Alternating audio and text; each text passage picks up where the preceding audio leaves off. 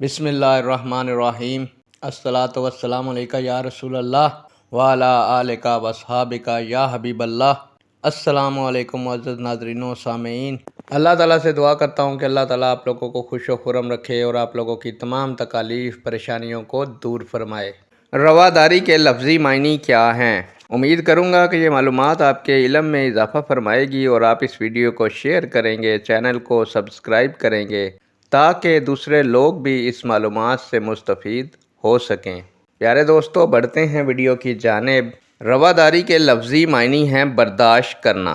दोस्तों, इससे मुराद है कि जब कोई बात पसंद ना आए तो उस पर गुस्सा या झगड़ा ना किया जाए, बल्कि उसे सब्र से बर्दाश्त कर लिया जाए, क्योंकि ये ज़रूरी नहीं कि हमारी हर बात या दूसरे की हर बात हमें काबिल बर्दाश्त और हमारे मजाज के मुताबिक हो। नेक दुआओं के साथ आपसे इजाज़त चाहूँगा। अल्लाह ताला आपका और मेरा हामी और नासिर हो। अल्लाह हाफिज़।